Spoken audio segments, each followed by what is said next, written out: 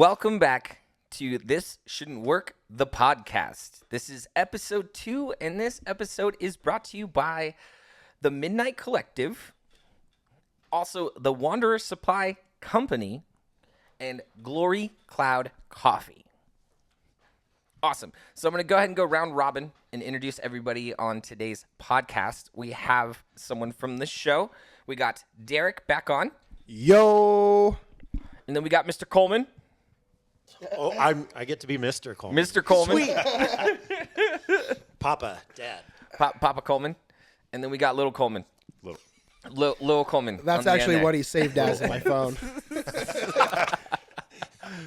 I got to change him now. Well, we're just gonna say I like that. before we boy. jump into anything, Mr. Coleman, we really appreciate you coming onto our show last minute. We had a lot of guests scheduled for this one because this one's officially called The Man Diet.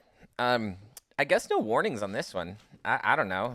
I mean, There should be a preemptive warning like somewhere in there. Yeah. I mean, the last one was pretty treacherous, but like I feel like this one is just like more like warning signs for ourselves. You know, like we're exposing ourselves. Like, What? well, I mean, You didn't read that part? It's in the waiver. Mr. Coleman, I'm All sorry. right. You actually got to take all your clothes off on this podcast. No, so let's bring it back. So yes, this podcast is officially titled The Man Diet. Okay.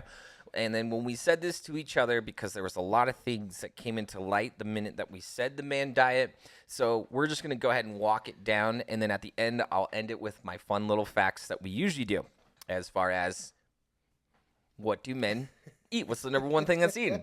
What's the number one thing men drink? You know, and surprisingly, I'm sure you guys are going to get this all correct, but you know what? Well, the show goes on. So first off, the question to jump this in is, what is my current diet like?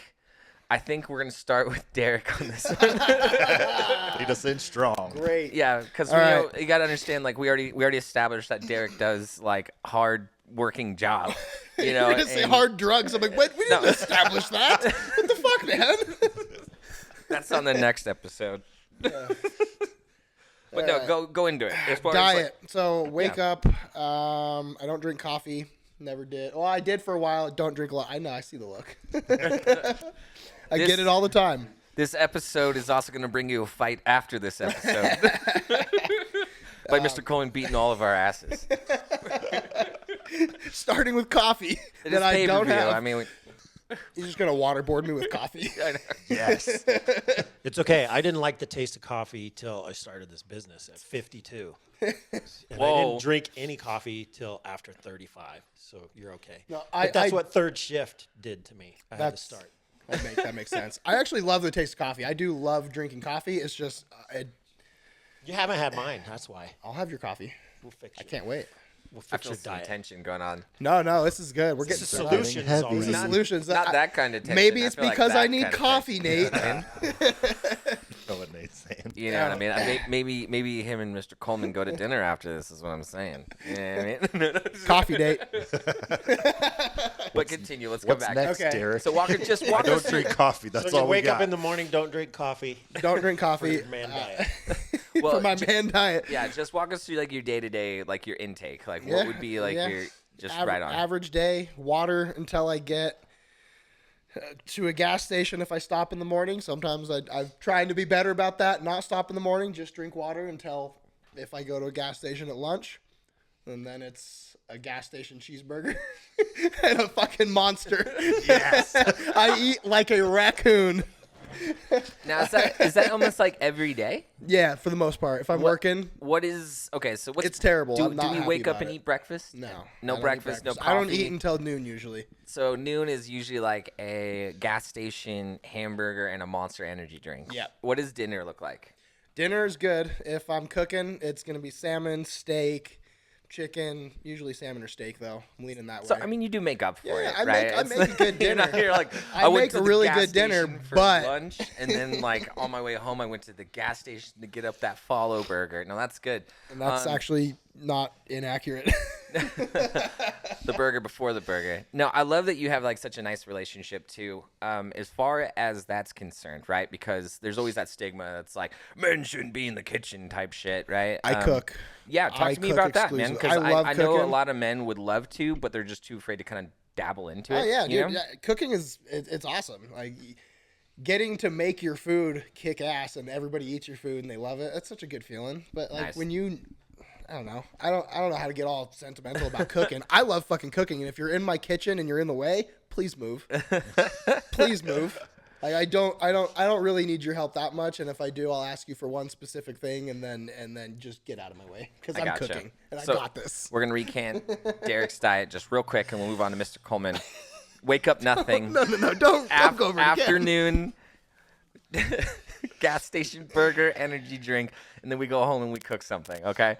Now, Mr. Coleman, can you walk us through your daily intake, please?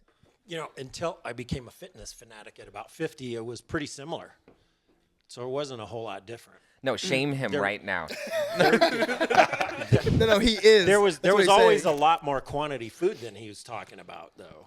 Okay. Like I was always a bottomless pit, so I could always eat. Now, that's going to ton segue of into food. so much in this podcast. So I'm glad that you said that just in general. But now, you know, you're in your prime. It looks like I said, if I look like you're like at freaking your age, then dude, my you know what age, I mean? yeah. I'm sorry. Which is, by the way, We're all going to get our asses kicked. Okay, this is our last podcast that we will be alive. Thanks for watching, everybody. Yeah, I'm He did scared it. for my life. No, but right now. So being 10 that years ago, there we go. when I was about to turn 50, Okay. I was working for math. Mercedes-Benz Reno, and they got sold to a big corporation, and then the new health insurance stuff did a blood test, and the blood test came back. Well, I was in the yellow on BP and cholesterol, and I was pissed, thinking, here I am, semi-depressed, vodka and ice creamaholic, working at favorite job I've ever had in my life, and thinking if I'm this screwed up in my diet and all I am is a little bit in the yellow on blood pressure and cholesterol, let's see what I can do. So then the next 10 years have been trying to figure out what is healthy in general, and there's so much garbage out there with what's true, what's accurate, and Right. what your body can actually do. And biggest piece of encouragement that I can probably give everybody is you have to test yourself to figure out what works for you. Because there are so many foods that I have learned they're not good for me. And I was eating everything. And surprisingly, I thought originally that giving up sugar was going to be the big thing because I really liked ice cream and cookies. And I thought that was going to be the hardest thing to give dude. up. And that was never the problem. The thing for me that was a problem to give up was dairy. I love yogurt. I love cheese. I love kefir. There was ice cream in there. I drink so much milk. I can't. I get sick now when I vary off my nutrition plan. No, I totally get all It's that. So crazy. what's breakfast, lunch, and dinner look like for you in one day? Almost the same exact stuff. So Steven and I now get our meals from Battleborn Meal Plan from Let's go. our Plug it. possibly future son-in-law. We'll see. Shout out Chef Christian Bales. All And right. so he's making similar food. So I eat 3 of these meals a day. Mm-hmm. It's 8 ounces of chicken, steak, or ground beef, Okay. 8 ounces of rice, and then it's got either broccoli or asparagus. So I'll eat 3 of those a day, breakfast, lunch, dinner. And typically for me, because I'm closing in on 60, older guys, it's harder for us to get enough protein, and we don't absorb protein like you young children do. So I have to try to get a lot more. I can't metabolize it. It's not bioavailable as I age. I know that's one of the actual truths that's out there. So I'm trying to get 200 to 230 grams of protein a day. So that means I got to add in a protein shake. Why are you laughing? So those meals get to about 180. What language are you talking? Man, I just said breakfast, lunch, dinner, and I'm hearing the gospel right now. This is so good because there's so many different diets. Oh, I know. We're gonna circle back to everything that you're saying. Don't The even only worry thing I about do it. different than Steven is putting a little bit of salt in there, like put some salt in your water so that your body actually absorbs it and you don't pee it out all the time. And I use hot sauces and mustards as flavorings because they don't add calories. That's facts. When he was eating his meal here, he totally raided my fridge and that's a-okay. You know what I mean? Am I gonna tell him no? 2 tablespoons of sriracha, baby. Keep it spicy, baby. I'll send you the invoice, Steven. All right. No. Yeah, you actually got to charge that to the studio, and then Now, so since you Come guys, over, I'll hook you up with a since your- latte and since some your good diets, coffee. Since your diets are so similar, I'll go ahead and take the reins, and then we'll come back to you, Steven, so that way we can kind of show 2 pieces of shit, and then my fellow raccoon. It's so tough, dude. Like I don't know. Like that would be the ultimate thing that I would say from my weight loss, because a lot of people didn't know that I was pushing over like 230 fucking pounds on like a 5'8" dude. Yeah, I looked like goddamn Gru from, like despicable. It was despicable, dude. You know what I mean? Like despicable me for sure. But I mean, I found weight loss through dieting, but now I don't know if it was the healthiest version of that just because like I said, we're going to circle into a lot of things, and body dysmorphia is definitely one of those things, right? So, the reason I'm saying this is because I will be on such a good path diet-wise, and then I just completely fall off. So, at this moment, I've completely fallen off. And Let's so, be honest. I don't know. The sandwich looked pretty okay. okay, so that was I did that just to just were faking us out? just to church He it up. knew who the guest was. Great. Podcast on food at 7 p.m. No, so check this out. and Even you can eat today, anything right? all Like day. I was so busy today trying to get everything set up because you guys know that we don't have a lot of production in this show. It's just like we're on the go. We put it up when we can, and so when shit like that happens, we still got to tend to real life and everything like that. And it was just so sad because by the time you guys were even getting here, I was like, I haven't eaten at all today. Like at all. Even I ate something today. And it's so detrimental because like I also take a lot of medications that are like, hey buddy, Don't they need should- food you to should absorb? eat food, buddy. And I'm like, what is that? Don't worry about it. I don't even know what time it is. We're just gonna go past it. So, but usually I hate breakfast. I fucking hate breakfast. I can't do it. Why are you mad at her? She hates me. We just don't vibe, dude. You know what I mean? Do you And like I'm just breakfast not- foods? I'm just no. I mean, I do like breakfast foods, but like to try to get up and eat every morning, it like makes me physically ill. You know what I Same. mean? Same. So I try to like, I don't know, warm it up with some water. I've stopped doing the whole like fridge water. You know what I mean? And like try to do like more room temperature water. And I just realized that I put a case of canned water in my freezer, thinking it would be very cold for us, so we had access to cold water. So I'm pretty sure that shit's frozen right now. Is that sparkling We got water? ice if you want it now. If it's exploded in there, then holy yeah. shit. But yeah, usually lunch for me comes in around like probably like 1 or 2 in the afternoon before I actually eat a meal. And then when I get home, Is that a cheeseburger from a gas station? not necessarily. Like I like to keep things like I don't know, like I'll go to like Panda and get like a rice bowl La-di-da. and those type of things. Like that. I like that. So I just keep it consistent because because I know afterwards I'm just gonna eat like a goddamn piece of shit. You know what I mean? Like, and I will. Panda's one of the few restaurants I can eat at. See, I love that place. You know what I mean? But like, so in a day-to-day, basically 2:00 Panda or probably a fast food. And now that I'm like in between houses, right? Because we've been getting on this motherfucker and then moving out, it's tough to want the will to sit here and cook and dirty up the kitchen. So I'm eating out constantly, basically at this point. So That's what he said. as we go back to Steven, I'm going to make sure that something hasn't exploded in my fridge. But you continue to talk to me as if I'm here As if you're right here. now. If you guys I want haven't some ice water. figured it out yet, that's my dad. You can tell from the striking resemblance. And our diets are virtually identical.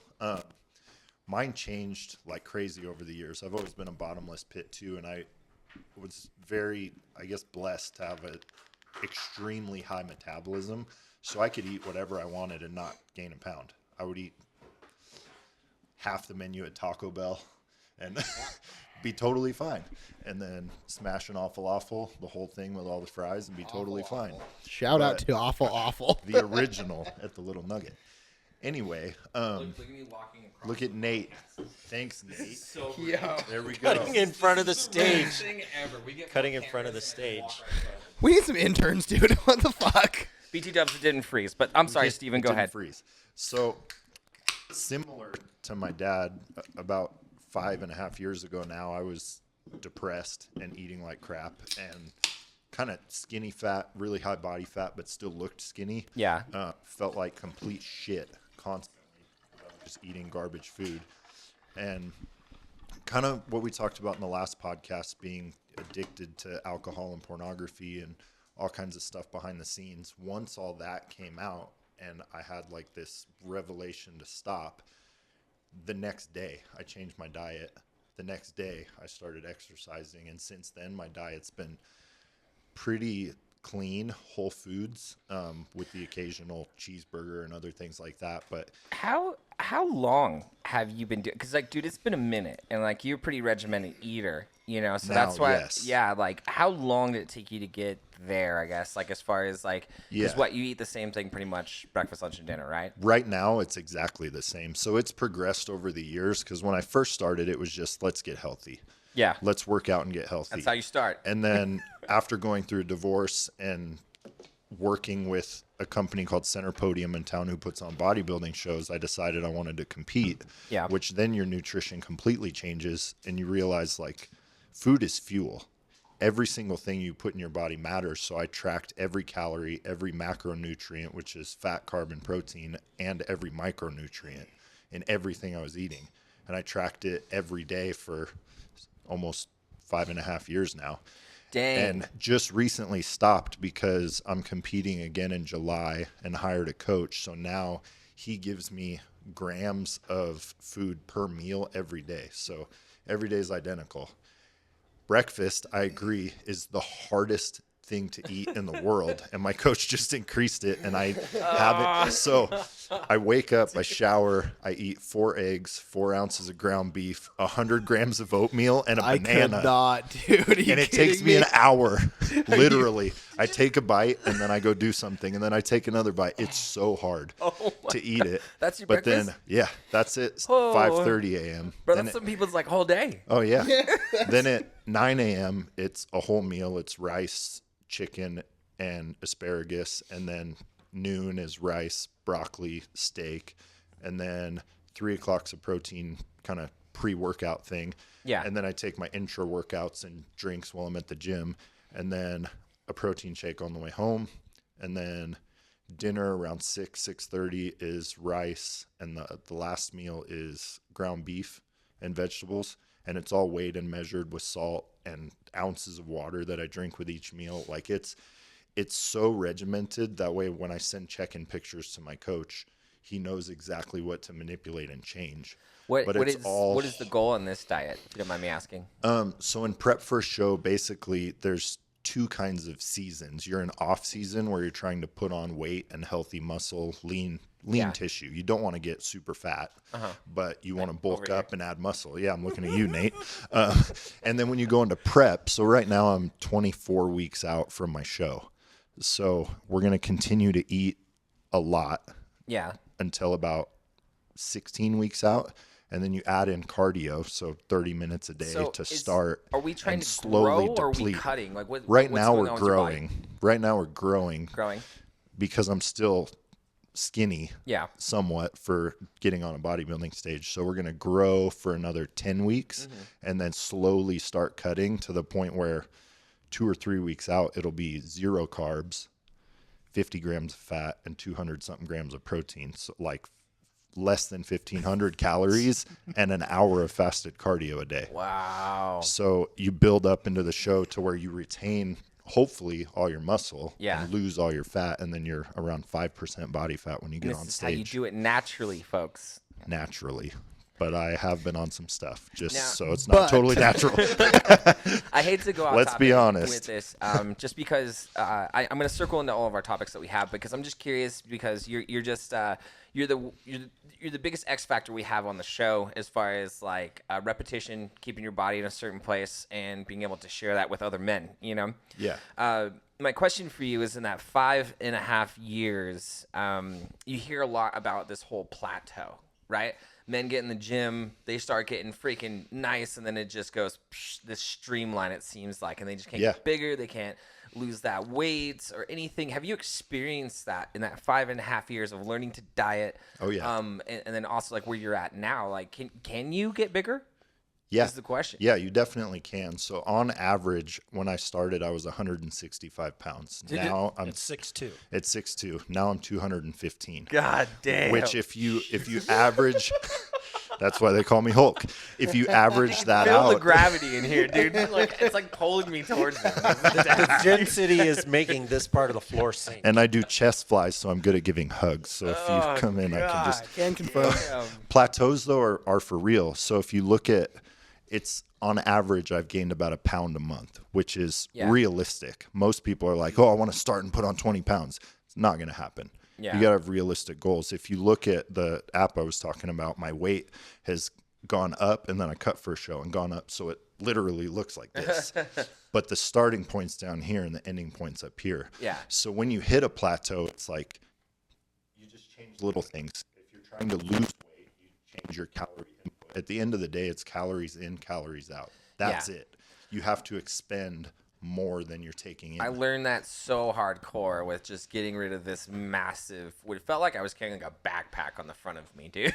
Yeah. You know what I mean? And I'm still so proud of that being like fucking gone. But I'm so curious as far as, how do you break a plateau? How? So for me, when it was gaining weight, there's this thing called newbie gains. When you go to the gym, you'll gain a lot really quick, and then you'll stop. And that's where most people quit. They're like, my progress has completely stalled. So when it does that, you have to change something in your nutrition or your training, or both. Train harder, eat more. A lot of it for me was subbing out unhealthy food for clean food. Because you think, oh, I'm trying to gain weight, I'm just going to eat 12 cheeseburgers and then I'm gonna grow. But it doesn't. It's like protein, but at a better source of it. So like So switch that for rice and ground beef or something like that. The foods you eat do matter.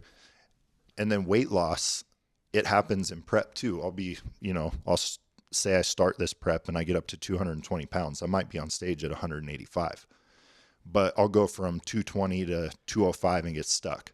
And then my coach will look at me, will adjust my food, will change the cardio, when I'm doing it or how I'm doing it, more effort or less effort. And then that's how you start breaking plateaus. So it's like a personal science experiment. So you're just kind of tricking it. Like if it's going in one direction, you just shift it and go 180 in the other direction, and that's what breaks your plateau. It's almost like strength gains too. If you get stuck at a certain place on the bench press, sometimes you need to deload or take that exercise out and do several other ones for a few weeks and then go back to it, just so your body gets fresh again. It's like jump starting a car.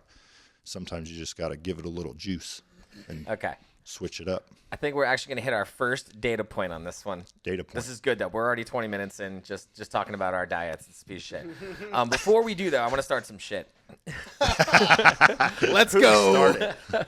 Who can We lift? didn't yet. Who can lift more? This, just in the last year, he's passed me in pretty much everything. Wow, you could have lied. Well, that was a huge goal because I'd be working out and I'm like, dude, my dad's 23, 4 something, I don't know, 20 something years older than me. Oh, and I he's know. smashing me Insane. in every lift. Insane, dude. And Like, it's when embarrassing. When I rolled up to do like your part of the like the interviews, web series, yeah. dude, just seeing like what everything was like available inside like your guys' garage and everything was just pure madness. And he's just doing like arm pulls. And it's just like probably more weight than my car. He's like, oh, and he's not even flinching. There's not even like a bead of sweat. And he's just like, hey, Nathan, like, how are you doing? And Is that how I found? I'm like, bro, my arm would how I fall found off. you? You know? It would My just ride shoulder off would it. just come right out of socket if I did that. So ridiculous, dude. Well, that brings up a really brilliant point about all of it, is that you have to learn that everything is slow progress. Like we think, I just want to get I just want to get skinny and I'm chubby, so I just want to get there. Well, Yeah. It doesn't freaking happen. It's little baby steps every day forever, and the scale lies to you all the time. So what really helps figuring out is, where are my clothes getting looser around the waist? And for lifters, are they getting tighter in the thighs and the torso, the chest, and the shoulders? If they're getting looser in the weight, you're making progress. If you look better in the mirror, you'll slowly become whatever your goal is. So it's bit by bit. And we are freaking science experiments. We have to figure out what food works for us. And then over time, you go, oh, that used to, but it doesn't.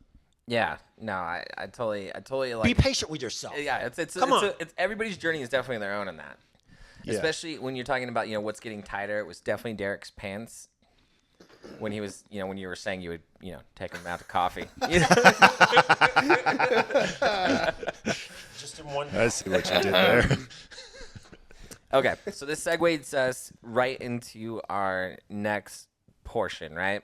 And we'll just keep going right down the table. We'll bounce back and forth. But the next bullet point we wanted to talk about is, do I escape through food?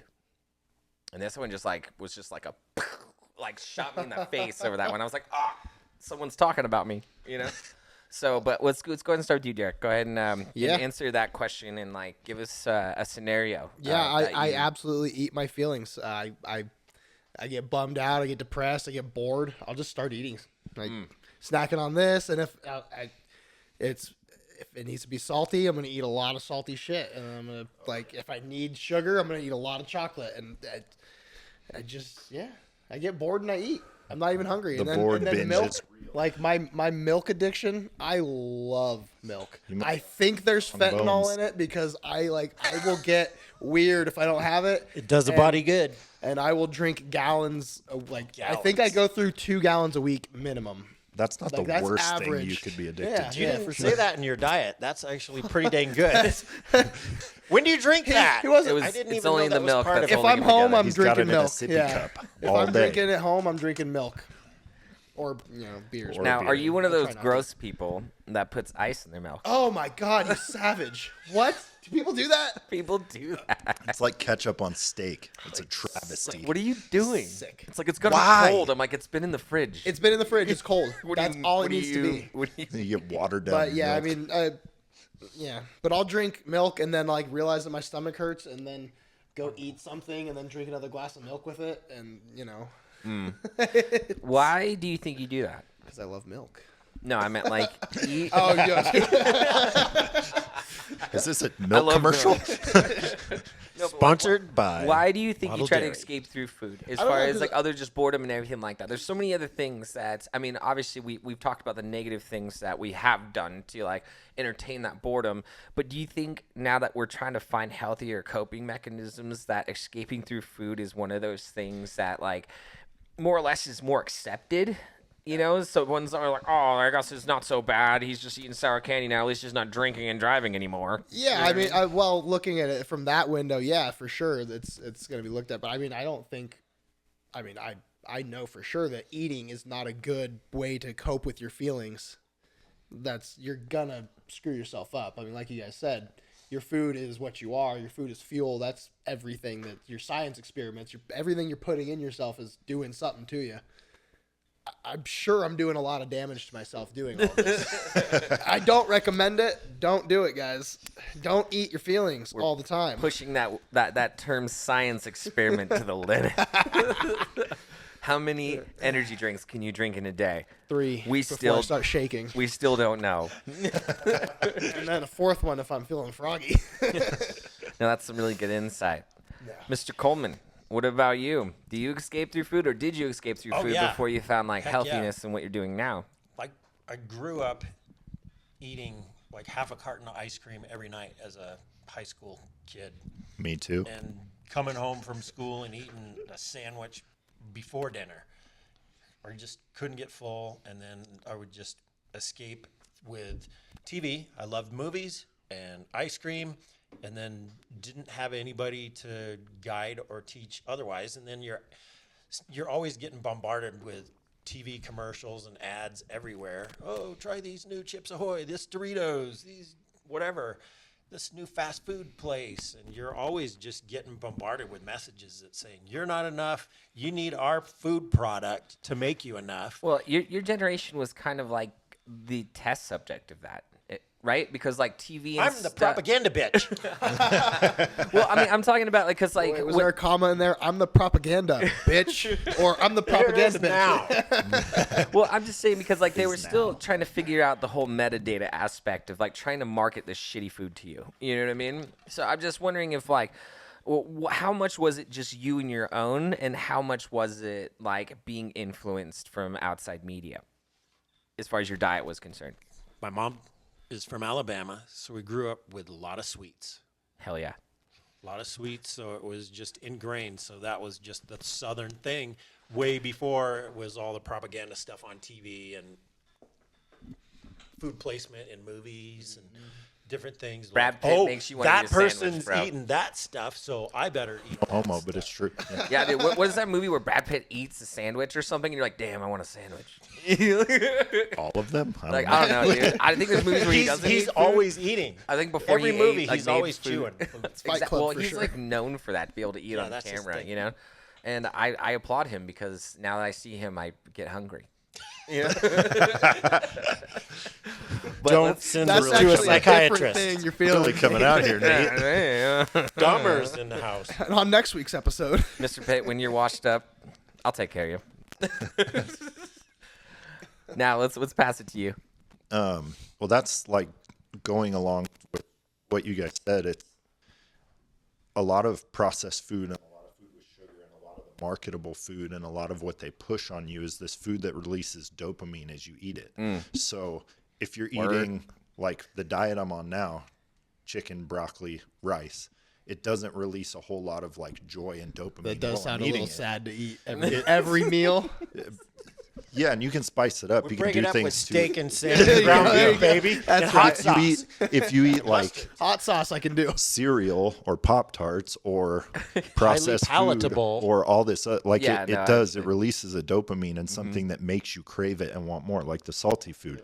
It's like that meme that's the serving size on a bag of chips is what I eat while I'm deciding if I'm going to eat more chips while I'm standing there. Like That you I just have to do the size whole of bag bag. of chips fucking measurements, dude. I'm like, I'm gonna wipe this thing. Like it's the gone. serving size is like 6 chips. pterodactyl it, bro. And I It's eat like 15 stealing a deciding baby, if I'm gonna just have chips. swoop, gone. You know what I mean? But it's like if you eat like 5 of these, it's like 5,000 calories, and you're like, how many are in a bag? They're like 500. Yeah. And you're like, And I've then already the- eaten That's a half lot of it. math. I'm just Well, going. that and then the calories at fast food places, like the serving size for fries is like 6 fries. So good. You're though. like, so good though. there's like 400 calories in 6 fries. How much? If I eat the whole Baked thing, Potatoes fine. that's like 3 days worth of my daily need. No, I gotcha. I did like I would escape too. I would eat all kinds of stuff just because it felt good. And then after you feel like complete shit because you're filling your body with stuff that your body's not meant to process. Yeah. It's a double-edged sword. It's the constant up and then crash and then up and then crash. And this diet now is completely consistent. I have 0 crashes. How do you feel it's played on just like your mood in general, being on a consistent diet? Like, do you feel like you are less stressed out? Way less stressed out. Because I never, like the way we do it now, it's like I never have to figure out what I'm going to eat. I never have to get to 2 o'clock and be like, oh shit, I haven't had lunch yet. I'm going to grab Jack in the Box or something. Yeah. So there's no stress of figuring out what I'm going to eat. And then there's no crash after because it's not this highly processed, sugar filled or whatever food. Yeah. yeah. So you don't have the physical crashes, which helps with the emotional and mental. It keeps me static all day, which is, it's hugely beneficial mentally. Nice. Yeah, I don't know what I have like a weird food psyops. It seems like, you know, because I'm equally a depressive eater as much as I'm a depressive non-eater. Like I know that sounds so fucking stupid, but you'll see me for like 3 or 4 days. Like, have you eaten anything? I'm like, no. And you didn't sleep. I take it when I can get it at this point. I've so given up on like a healthy sleep pattern. I mean, that could almost be a whole episode of the research that I've done into trying to get myself on a healthy sleep pattern. And some people just cannot do it. And I just happen to be one of those very small few percentages where the brain just won't turn off and to go into a REM cycle. It's nearly impossible because it's just like, but with that being said, as far as all the mental crap I got going on, we can talk years about that. But as far as abusing myself through food, I don't think I did it to an extent as bad as I did gaining weight, abusing myself with alcohol. Same. You know what I mean? I think the shitty food came in lieu of trying to feel okay to drink more alcohol. You know what I mean? Now, I catch wind of when I'm like, oh, dude, I'm hitting the candy bags fucking hard. And then I start to look inward and I'm like, okay, yeah. And I'm fucking stressed out. And, I don't drink anymore. So it's very tough. So it was just a replacement. It really is. I mean, a lot of people don't understand that too. Like going through addiction and getting out of addiction, you're really just replacing it with something else. You know what I mean? And you try to find healthy coping mechanisms to get through That's the one right there. That's the healthy coping mechanism. I know. But you know what I mean? Like some of us have it, some of us don't. But like everybody has their own story in that, And I'm still just trying to find my running shoes in this, so to speak. So it's very tough because it's going to segue into our next topic. But before we do that, we're going to take a quick break and hear back from our sponsors, our first commercials. Okay, guys? So we're going to go on a pee break. We'll be back. Hi, I'm Nate Garrison, the CEO owner of The Midnight Collective. Are you tired of dressing fucking boring like this dude? Fucking boo! Yikes.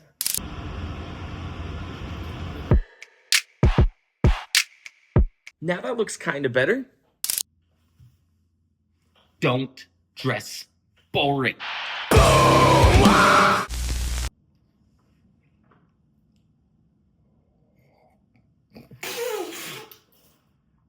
Oh, that coffee tastes like shit. Oh, God. If your coffee tastes like a glory hole, then it's not Glory Cloud coffee. Okay, welcome back. Those were our first commercials. No one has seen them yet, so even better. Anyway, now bringing it right back because we were talking about, do I escape through food? What's my current diet like? Now we're gonna go into that big question, right? Because we've already touched on it as far as what have I learned from just having body dysmorphia and also a negative diet contributing to it. Who wants to take the first stab at this one? All right, Dad, go for it. Do you guys really struggle with that? Body dysmorphia? Is that a huge thing for guys your age? Yes. For me, it is. Yes. I could say with my whole all ass the chest, dudes you yeah. listen, hang out with, I don't really know, dude. struggling with it. I've never felt comfortable in my own skin ever. And I've always been bullied for the way I've fucking looked. So I'm constantly making sure Me too.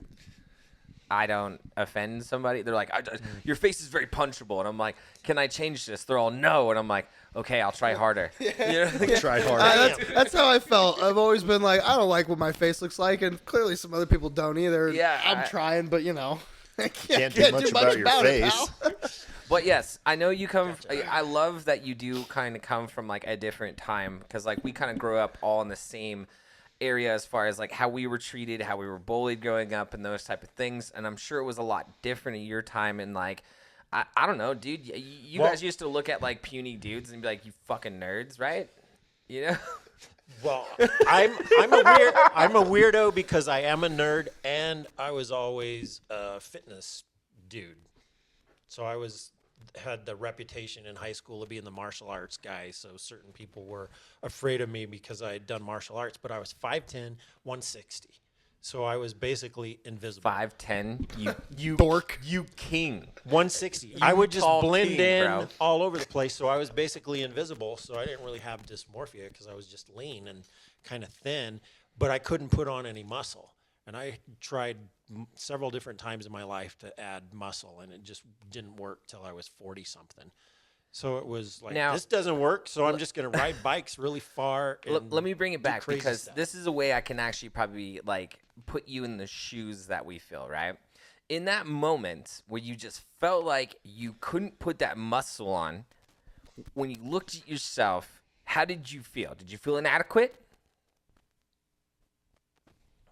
Nope. I was jealous of the big dudes, but I realized this isn't working for me. I don't know how to add any mass or muscle.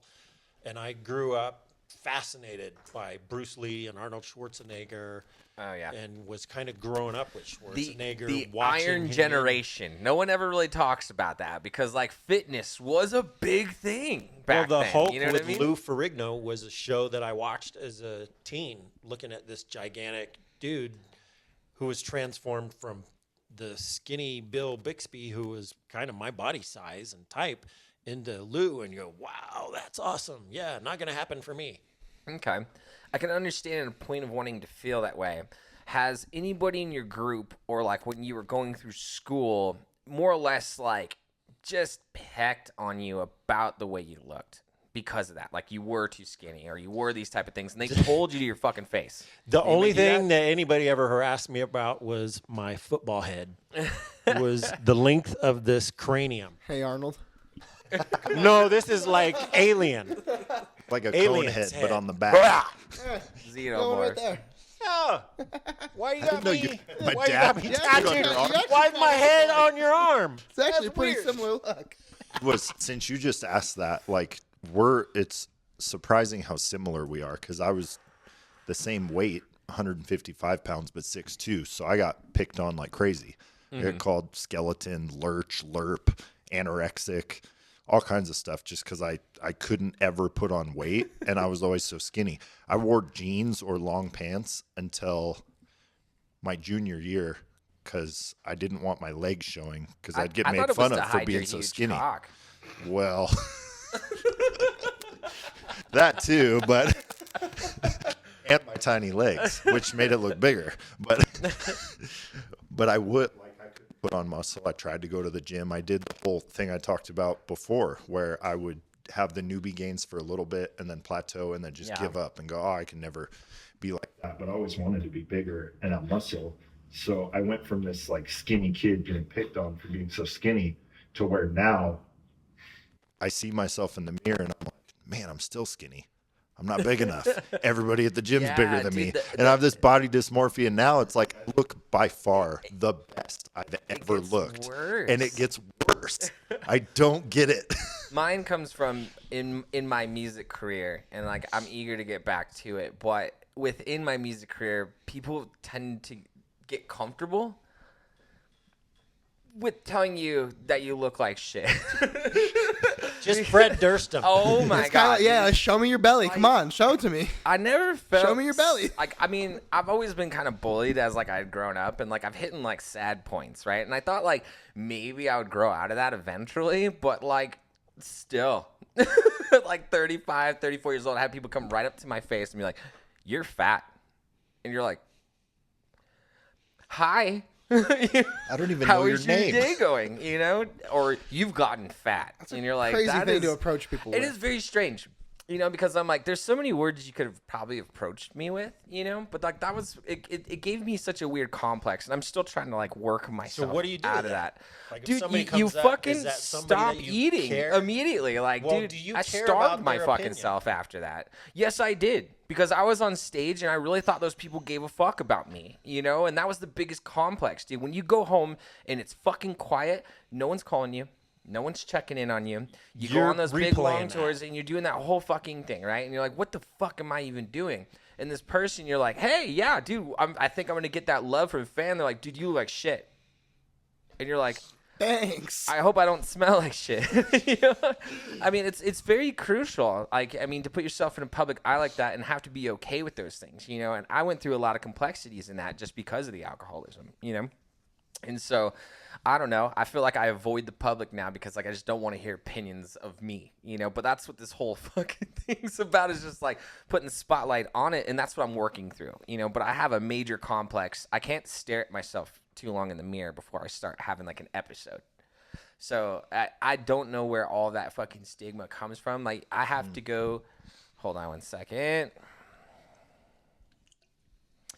I have to fucking go get my haircut tomorrow, and my haircut lady, she always trips out because I can't stare at the mirror when she's cutting my hair.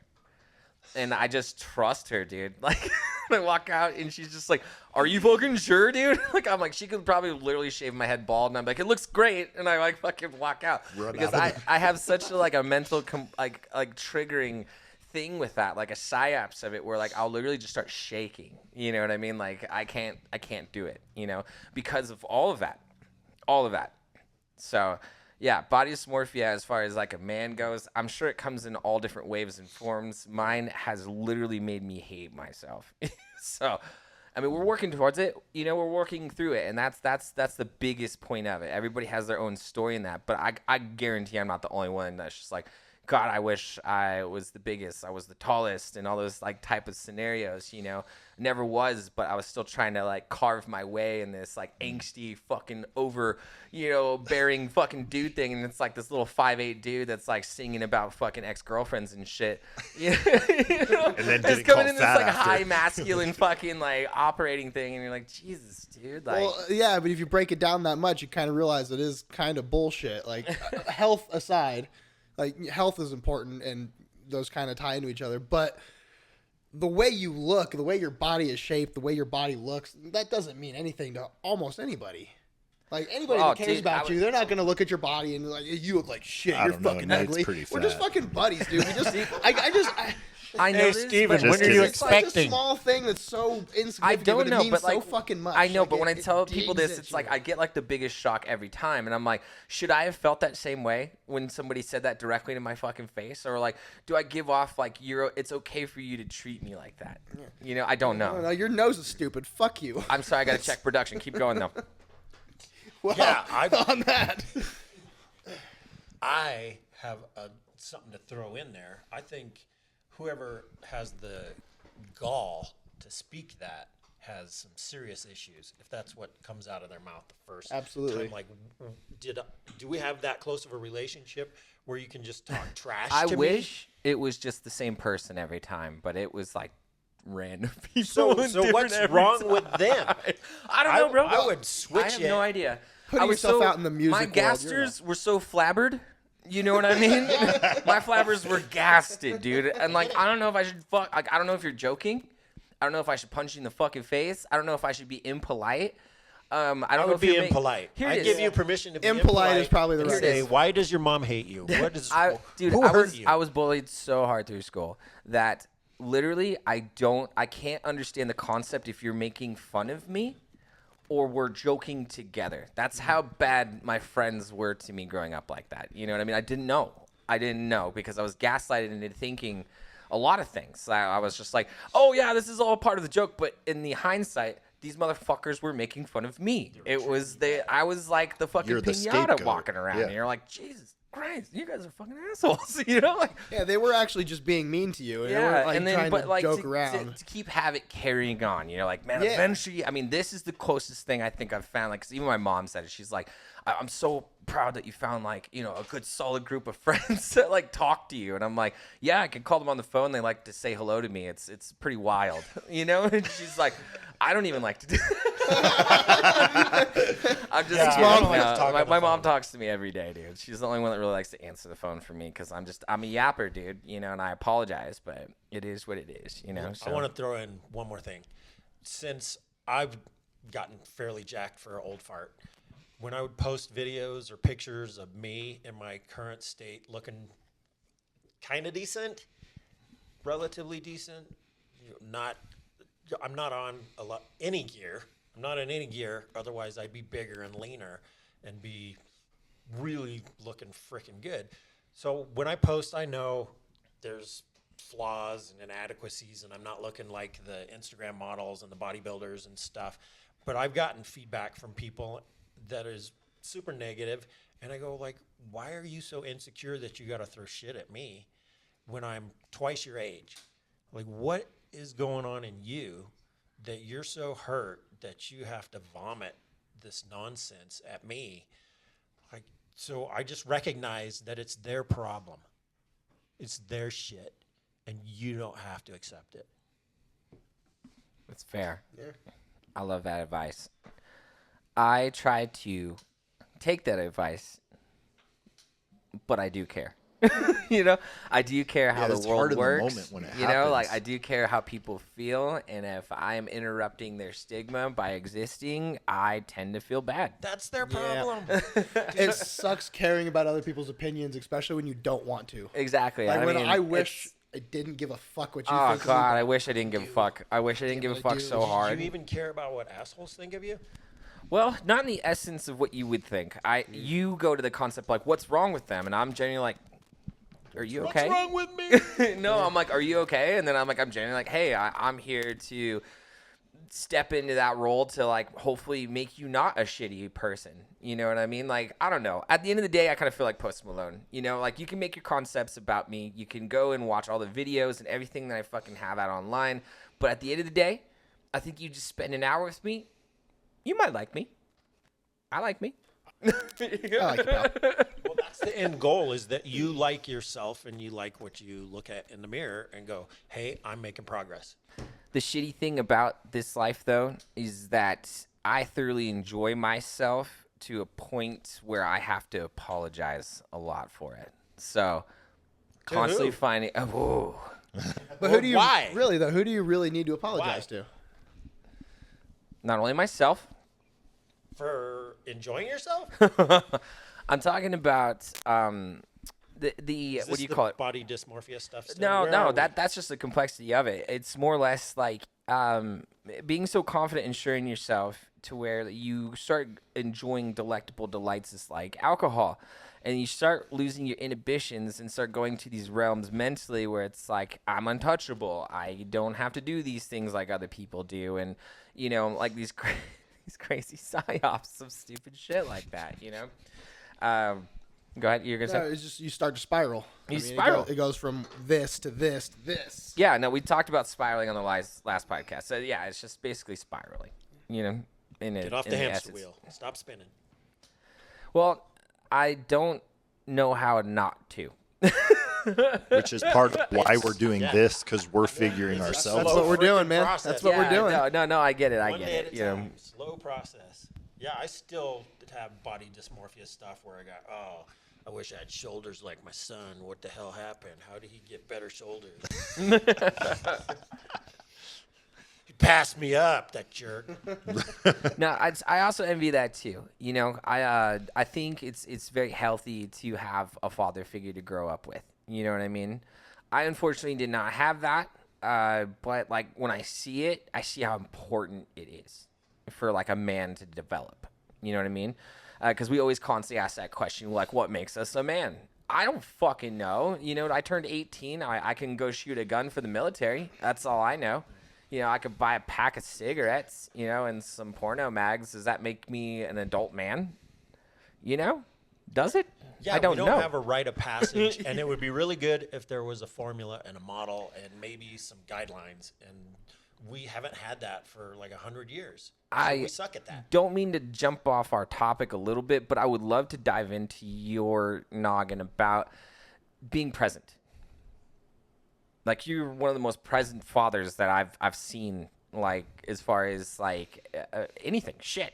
Showing up here, coming on the podcast. Like, I wouldn't fucking know what to do with myself if my fucking sperm donor dad fucking popped through the door and was like, son, I want to sit down and have a conversation with you. I'm like, dude, I want to fucking kill you. I think my pops might have. That's a man thought. That's a man thought. That is a man That's okay. thought. But what I'm saying is, it's just like, because you're such a positive thing for Steven, you know, as far I am as a like thing. helping him get through the body dysmorphia, you know, and like building on the pounds and really being like his fucking cheerleader when he's lifting those weights and getting to that next thing, you know, like, yeah, I don't know where I'm going with this, but I'm Make a just great cheerleader.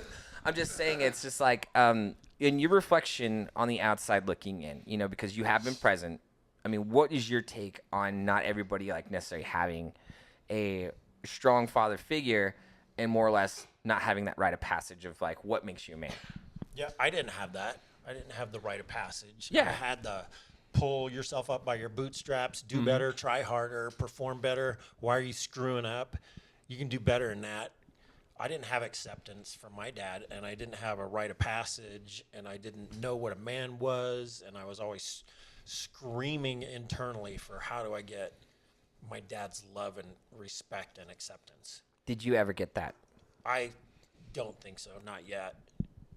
Interesting. And so that's been a process of like, what the heck is a man? What's a man supposed to be like? How do you know when you're there? When are you an adult? I'm still trying to figure out all those same questions because I didn't have kind of like the guidelines in what that was. So I don't think I gave that to Steven.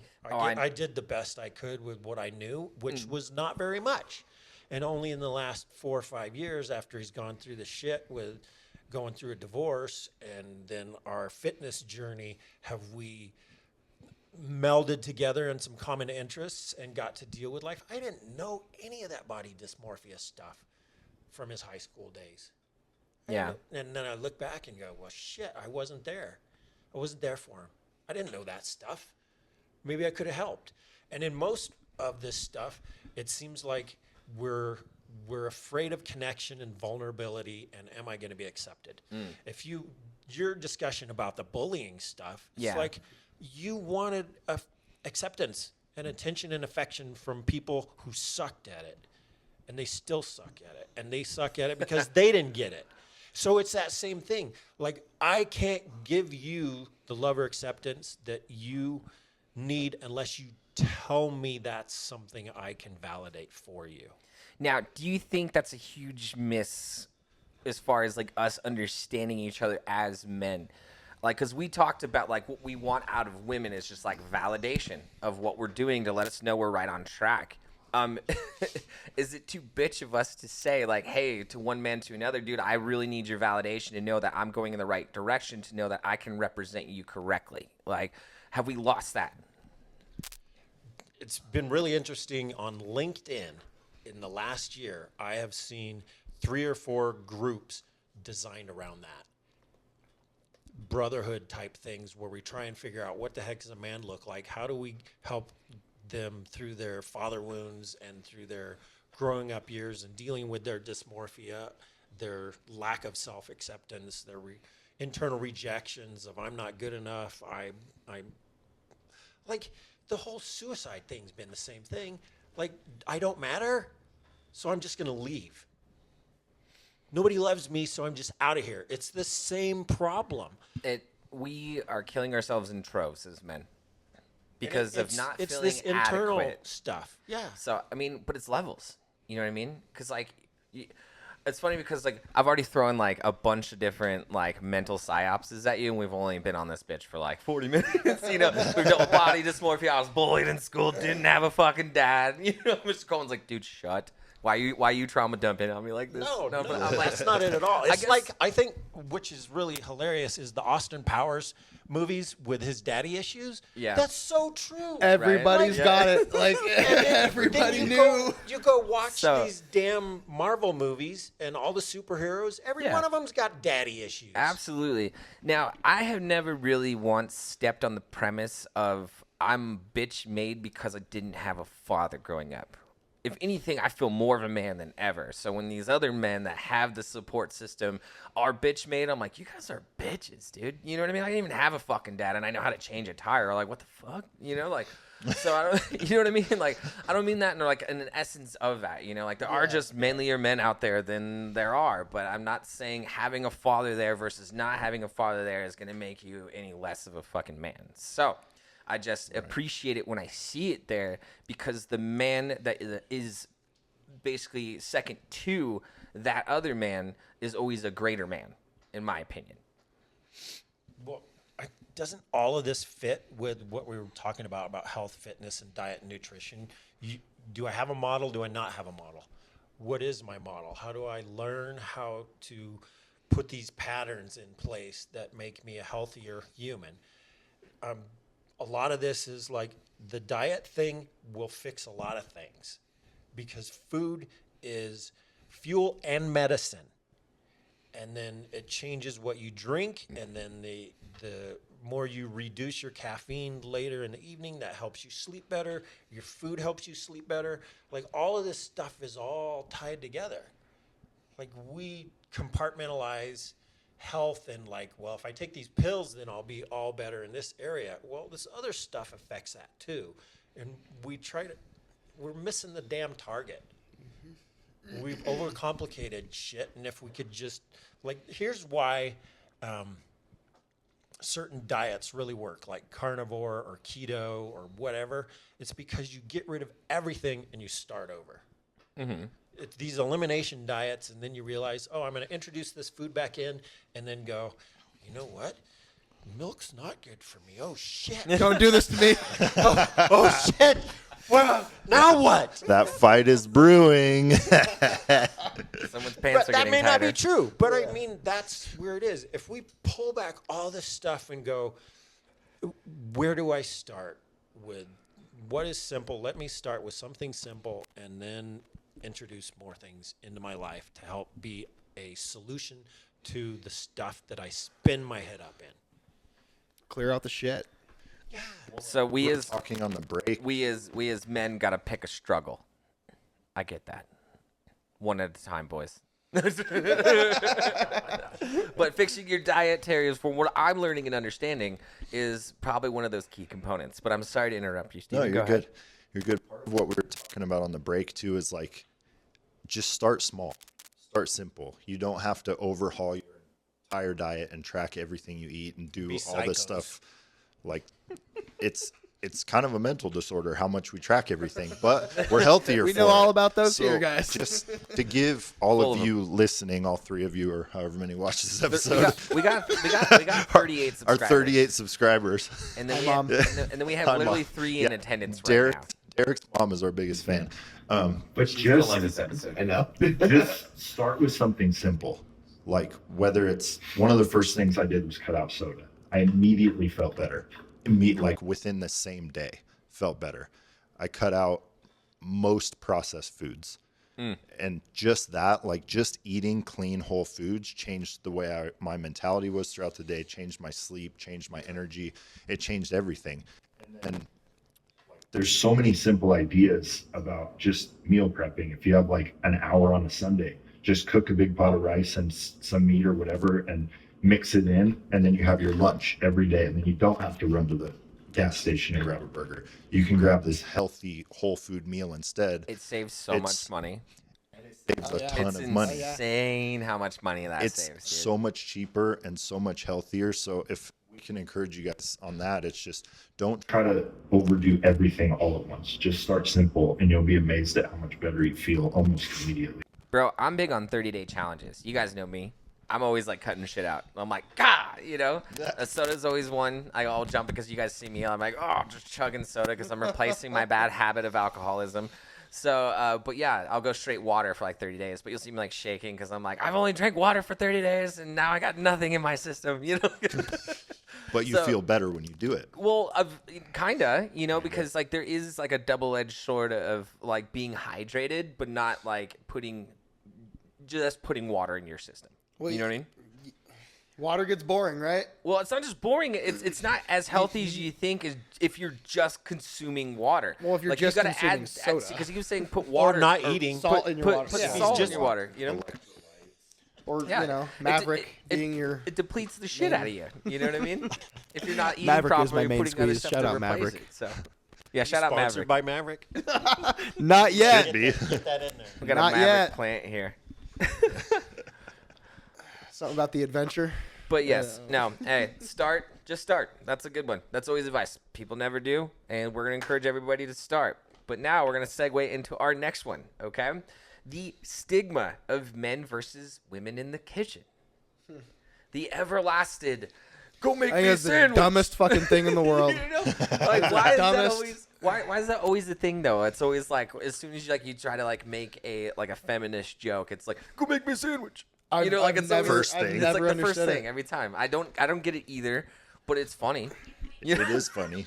I don't understand why it's funny, but it seems like it's just one of those things. Like, it is a huge stigma. It's like if you're a dude cooking in the kitchen, you're a bitch. Yeah, it started with the way that society was a long time ago. It was the man works and the woman's at home taking care of the kids and the house and the food, and dinner better be on the table when Unga I come bunga home. kill and, animal, inga binga cook animal. yeah, just it was ingrained, but it's definitely a false stigma. I love cooking, and you know, now we are eating so much and so many meals, we have somebody do it for us. Which is nice, and we have time to hang out and go run around with the farm animals and do other things. But it's just, I love cooking. I don't do it as much anymore, but grilling a nice steak is like, there's something manly about that. Yeah, no, I mean, from grilling aside and everything, I don't know. Coming from like a single parent household, my mom was always cooking everything, you know. But to go in and help her and like learn the recipes and everything, and not everybody can cook in my family, right? So you're eating some bad food, you know, and you're kind of stuck with it. So eventually, someone had to step in and like take the reins. So like that's where I started, was just to kind of help my mom, you know, in the kitchen and help feed my siblings and stuff like that. So the stigma, where it came out, where like it was for people to be weird about like dudes in the kitchen. I didn't really understand all of that, like kind of coming out. But there are people out there that's like, never, dude. And you're like, I don't. Okay. Where does this come from? You Does mean you anybody don't know come from how this to cook? generation? And I want to know, like, where does this come from? Where? So nobody can answer this question. at Women all. are useful, I think, is the premise. No, but I just think I don't. cooking with your partner in the kitchen. Maybe it's Get just the different. fuck out of yeah, my way. get the fuck out, honey. I don't need your help. Thank you. I love you. Get the fuck out of my Why way. are you using a steak knife to cut potatoes? That's But no. not right. Cooking is a love language, dude. Whoever does it, guy, girl, man, woman, it don't matter. Whoever's in that kitchen cooking it up, bombs should be cooking. Period. Whoever cooks good, cooks. Yeah. Period, dude. Everybody should know how to cook, though. Like, you should be able to Pretty important. boil water. Okay, know that a steak is not overcooked or undercooked. Know that your chicken's not undercooked. Like, they're really simple things. Since we answered the stigma to men versus women in the kitchen, because fuck that bullshit. That's some feminist or fucking misogynist ass bullshit right there. We're going to move right on into budget-friendly meals and ideas for single and married dads. Like, dudes that want to get in the kitchen. What would be your advice to those guys that are like, dude, I come from that like stigma where I wasn't allowed in the kitchen, or like I have a super trad wife or something that's just like won't give me the idea, but like I have the passion or want to just make my own fucking pasta. Like, how do we get this gentleman started? Who wants to go first on this one? I think what Stephen already said about the cook a big pot of rice and a big pot of steak or ground beef or chicken No, or but something. we can say that just like out loud, right? Like, just cook a pot of rice and then just put Well, some we make beef it on it. too But like, complicated. how Is do he I cook this trying rice? to What would make be the best 80 way to million start to meals? cook How do you rice? actually cook How the do we actually food? cook this bitch? Well, 2025, Google's a good start. YouTube everything, baby. Bro. YouTube also. And that's what I reckon. You know what I'm I'll talking make the about. biggest recommendation right here, okay? If, dude, you want to make your own rice at home and you don't want to do it out of a pot, just get a rice cooker. Rice cooker or an Instapot. Gentlemen, get a rice cooker. It's so it easy. saves the time, and you're never going to get fluffy rice like that. Okay? Only your gran can make that fluffy rice in the pot like that. I don't know how she does it. I've asked. I've idea. watched. I seen it. I watched the whole process, replicated Couldn't it, repeat it. fucked it up. Okay, so as a man getting started, wanting to meal prep, and we know like rice is a big proponent around it, just get a rice cooker and start with that, because you'll understand how to measure some water. You understand how to measure out your rice, and that's a perfect start, is measuring food. Yeah, that's a really easy way to start. And then while the rice is cooking, you can do whatever with your chicken or your steak. And like Derek said, there's so many things on YouTube and Google, like of how to prep it, how to do it. Just pick one and start with that, and then try a different one, and then try a different protein, and like you'll start to have fun with it really quick. I also recommend when you're getting into the proteins, try out like the preseason packs like they have out there. You know what I mean? make Like, it easy on yourself. McCormick's makes a bunch of cool like season and Yeah, marinades and stuff pre-seasoned like that. If stuff, you yeah. don't know how to put it together, young men or older gentlemen that want to try to cook, dude, those season flavored packets on any type of protein you want to pick out is an amazing start. Okay. To get started, because like we're all like grill, that's easy. It's not that easy. I suck at I'm gonna grilling. take it back I a really notch do. and say, gentlemen, this is how to easily pan-sear something. Okay, you just want to get a literal frying pan, any butter, oil, any spray on, just so it doesn't stick to that frying pan. 2 tablespoons of butter with a little bit of oil, and your butter won't burn. I would say, hey, that's great information, dude. Write that shit down. And then most of the time, I usually like to throw in some onions and garlics to get that shit glazing. You know what I mean? To kind of elevate the flavors. You guys can get into that later, you know. But just to start it out, throw the protein into that frying pan. Watch it go golden brown on all the ends. 4 and minutes. understand how to just fry a good protein.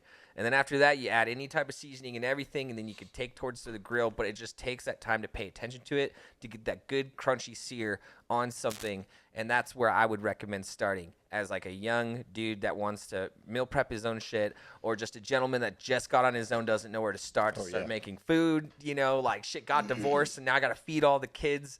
Dude, I guarantee you start with those 2 fundamentals, and they're going to love eating whatever dad's making.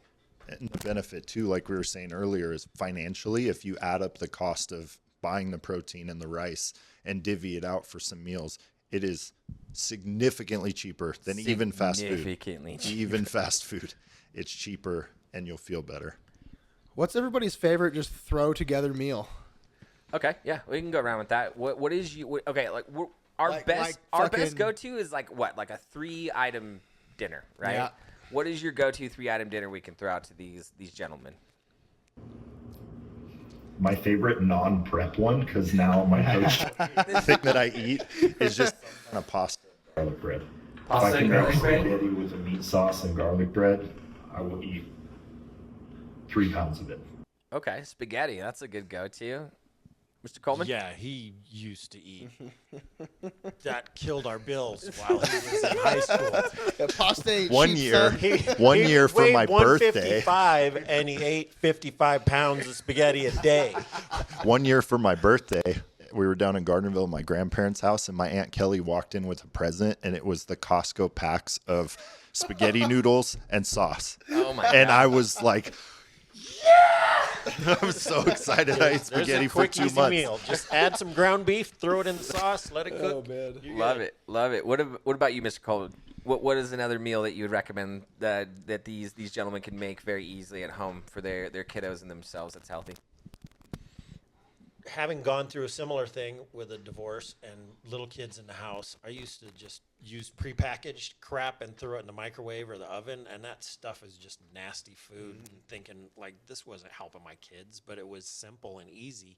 So the spaghetti stuff was a process. Learning how to ground beef without burning it was a process. Cooking chicken and just slow cook the damn thing with the lid on for 6 hours till it falls apart.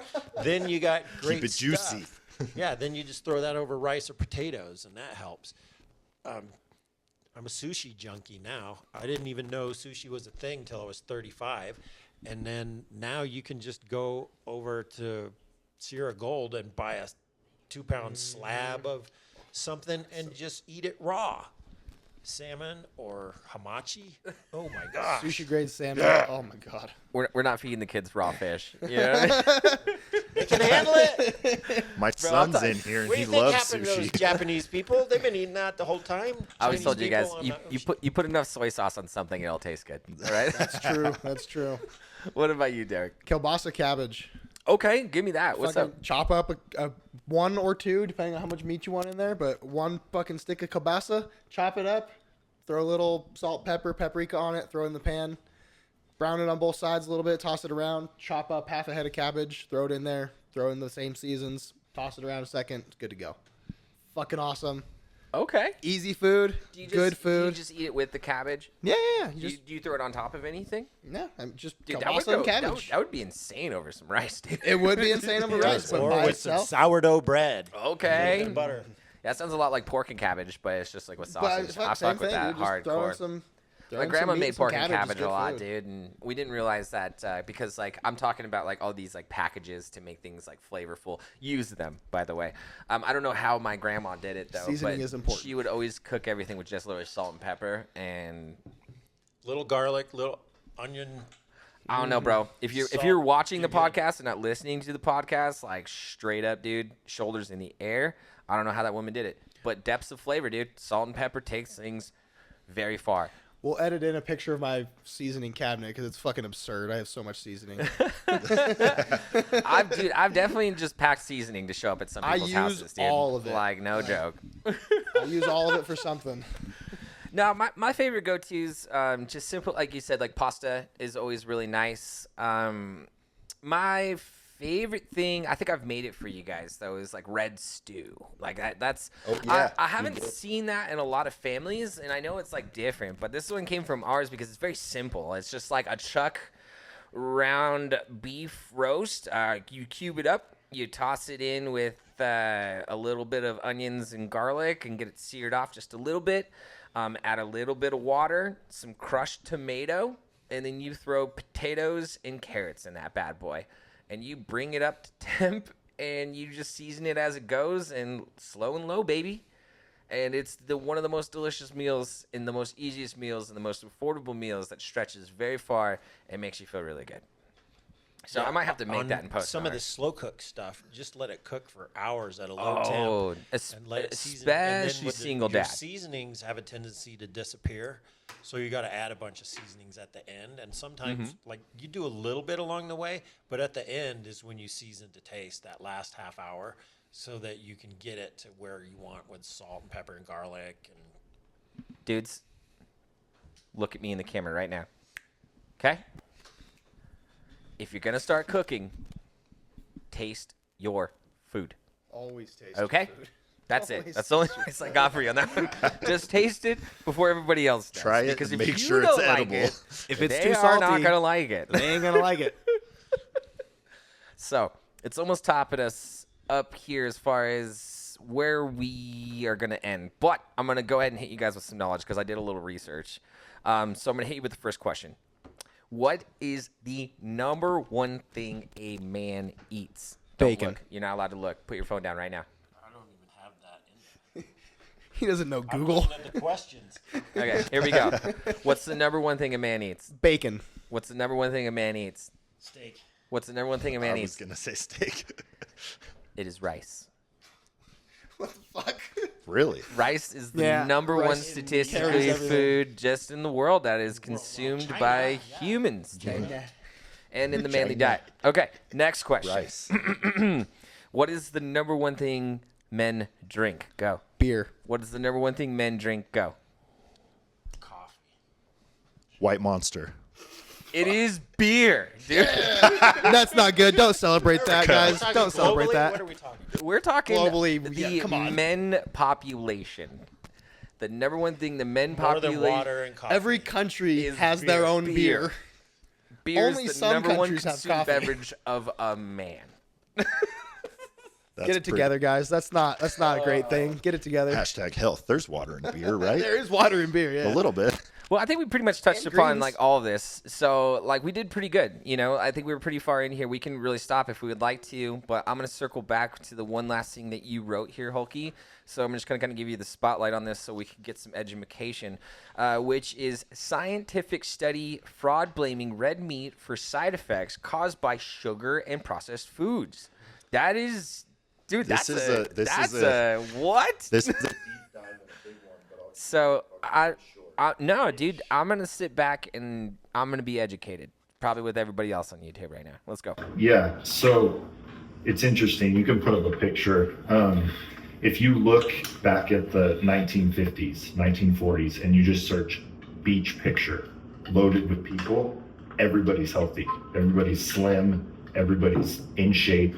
There's a very low amount of obesity seen then. How do you know it's not AI? And, well, Because they didn't have it No, I'm back just then, kidding. I'm Nate. fucking with you. Go ahead. So what happened is, say back in the early 1900s up to 1950, 1960, America is one of the healthiest nations on the planet. One of the lowest obesity rates, lowest all-cause mortality because of health and food. And now we're the worst. We have the highest obesity rate of any country in the world.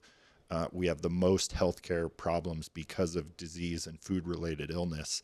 And something happened. And one of the biggest things that happened is in the 1960s, there was a study because all these sugar companies and processed food companies started coming out and wanted people to buy their food.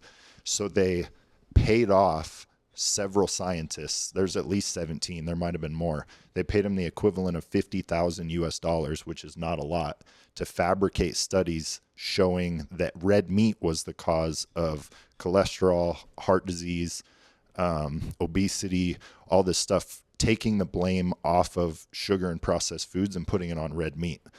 And That's so tough. The entire nutrition pyramid and everything we were taught in school goes back to these studies, and none of it's right. It was all built on a fabricated lie to profit sugar companies. Doesn't that seem to be the trend? Follow the money.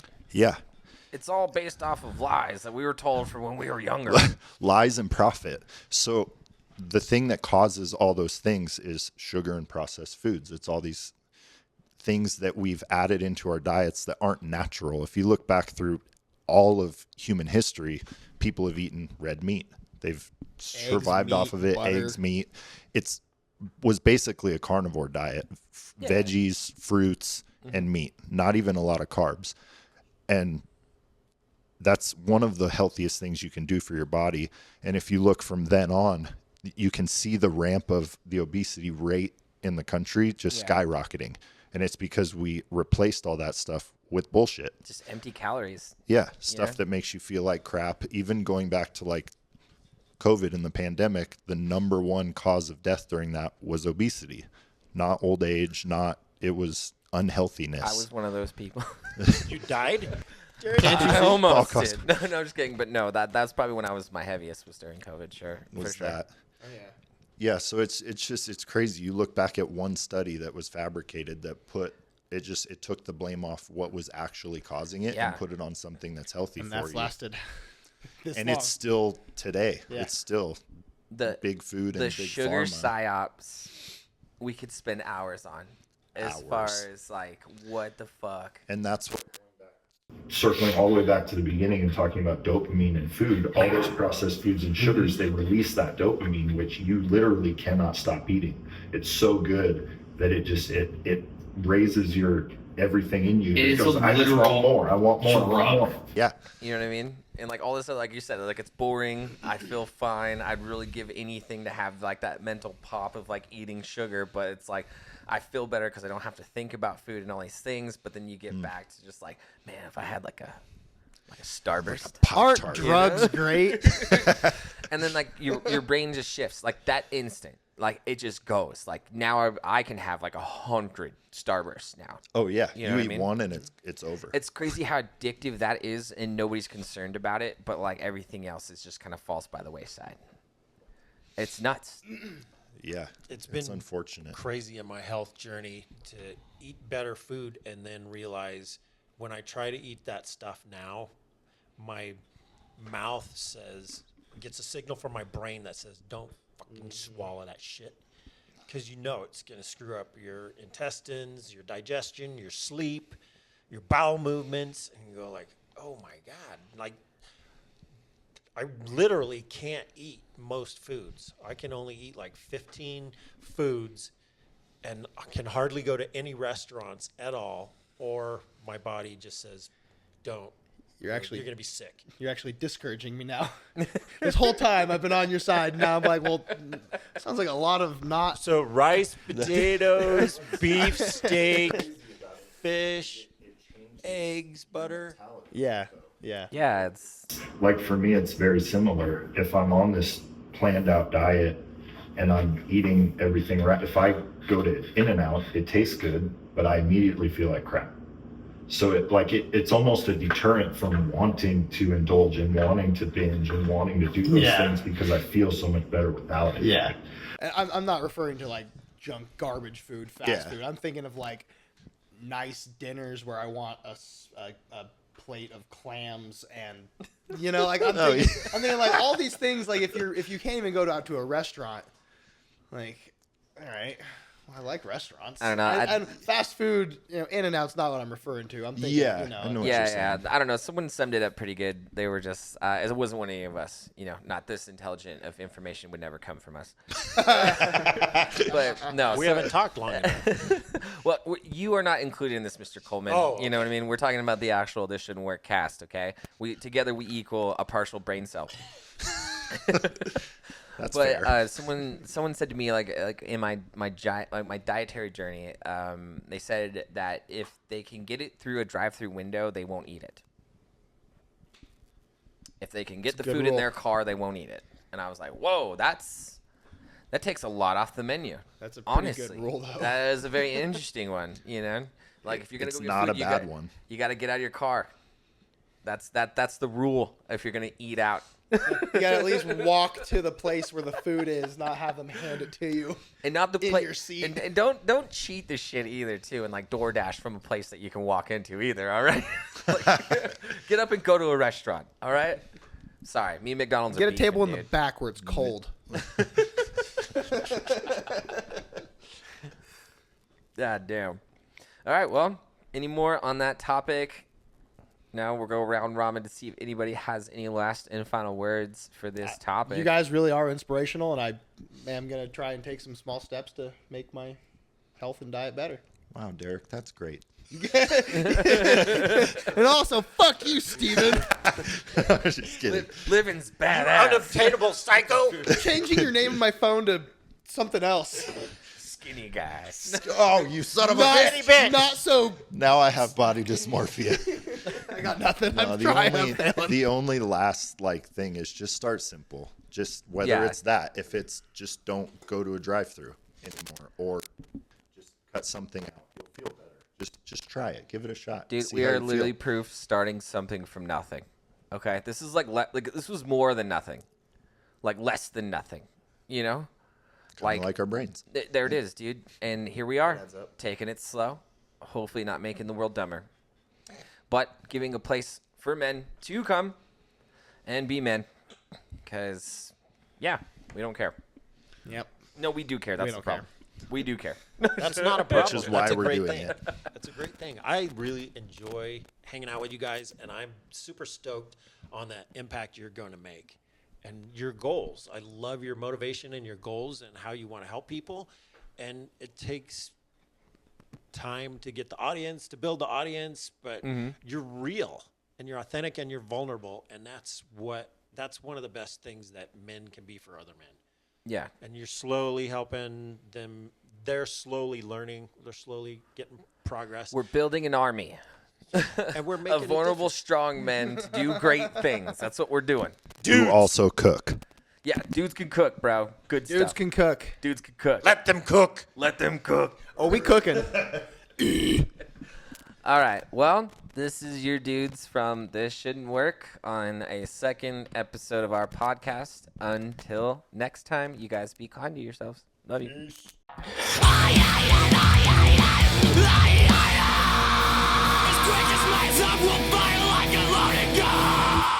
If you or a loved one is having a hard time, please reach out and get some professional help.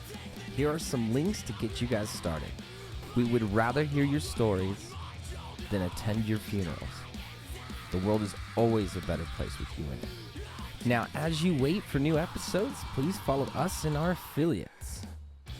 We love you guys. Keep your heads up. Become mine, so overwhelming and build